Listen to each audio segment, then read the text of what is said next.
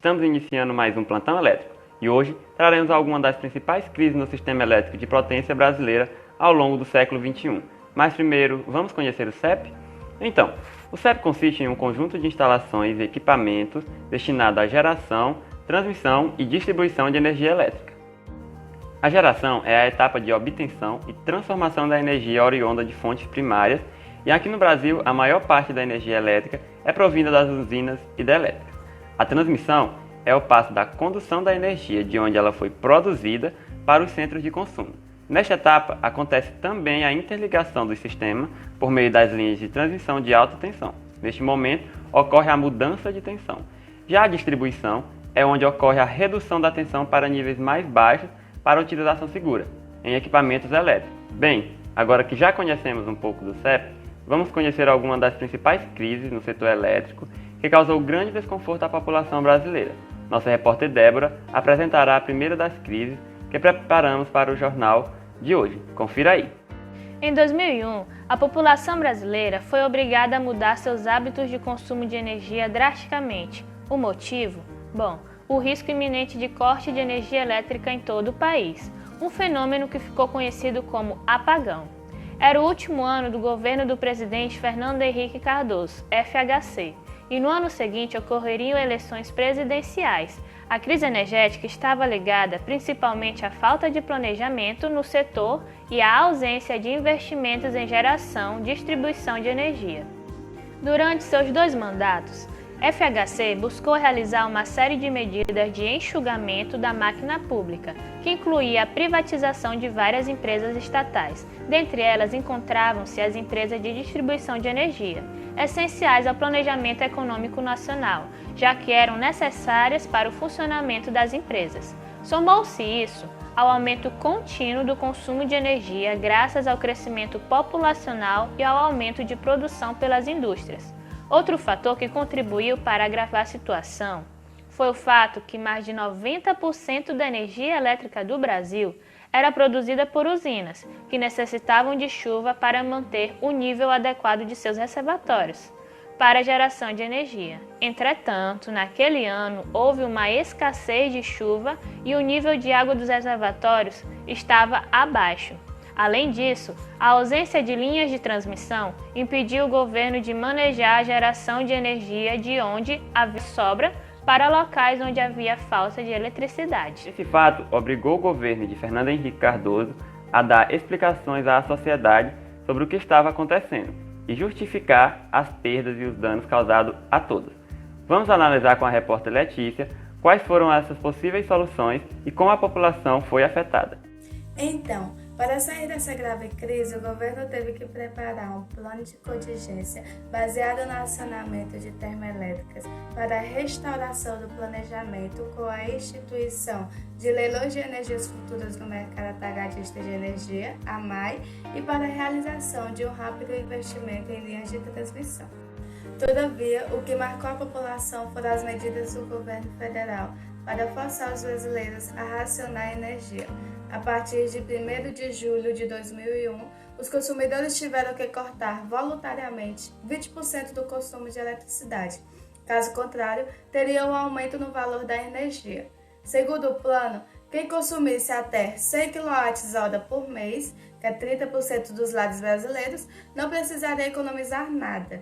Acima dessa faixa, a redução era obrigatória e os que não aderissem a esse pacote corriam o risco de ter a sua luz cortada por 3 dias na primeira infração e 6 dias em caso de reincidência.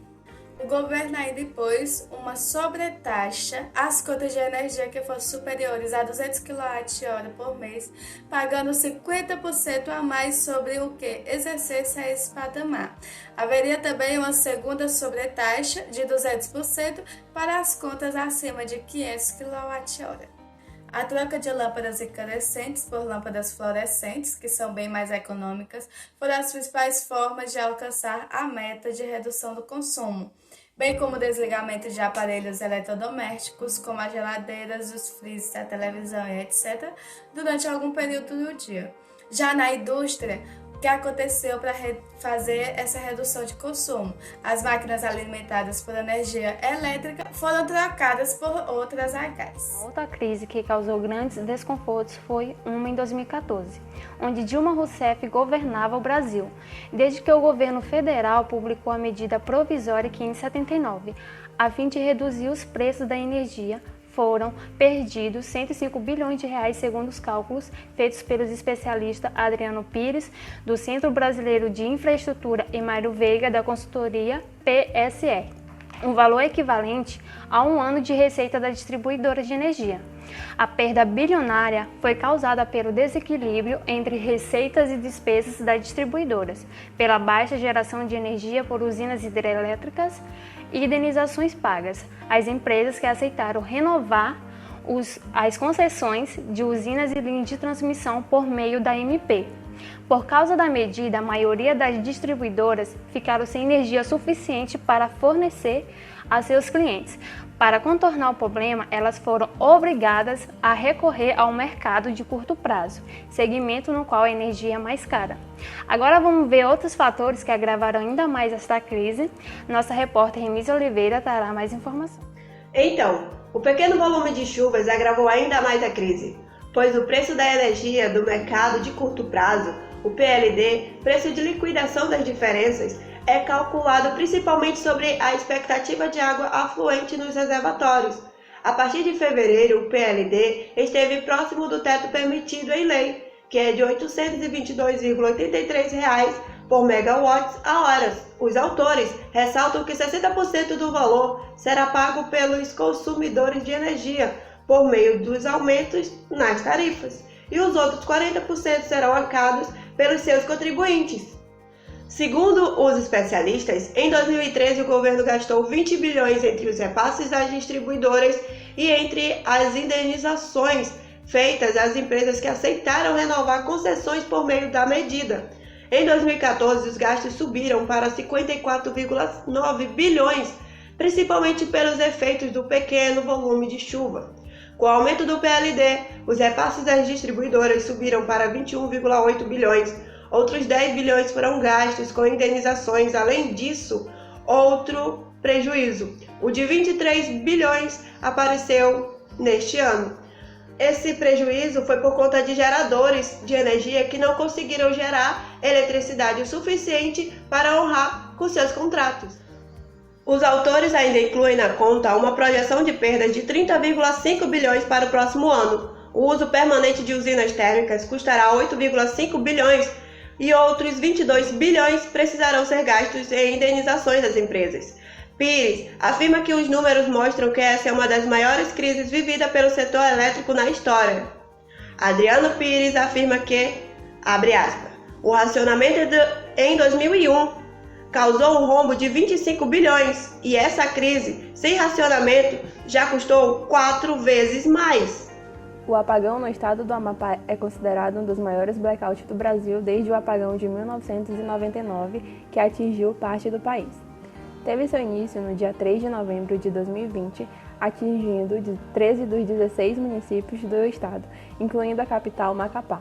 O início da retomada da energia elétrica aconteceu em 7 de novembro de 2020 em alguns bairros de Macapá e uma parte de Santana, dando início ao sistema de rodízio inicialmente de 6 horas, com exceção de bairros que atendem serviços essenciais que passaram a ter energia por 24 horas.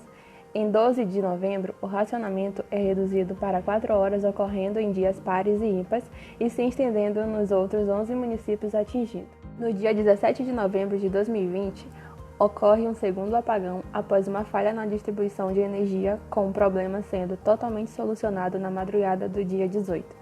Na madrugada do dia 24 de novembro de 2020, a energia foi totalmente estabelecida, chegando ao fim o sistema de racionamento após 22 dias de apagão.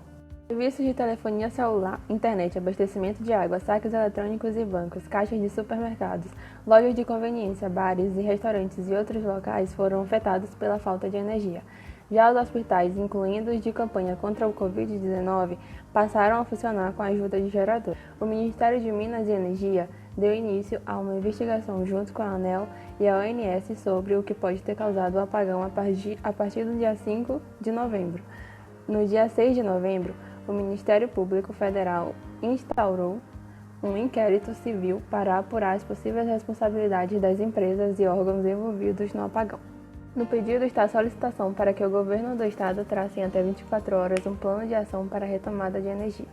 A Companhia de Eletricidade do Amapá e as linhas Macapá de Transporte de Energia que comuniquem em até 24 horas as medidas para o retorno de energia elétrica, além da conclusão dos serviços e explicar em até 5 dias se há alguma investigação sobre o apagão à ANEEL e à ONS.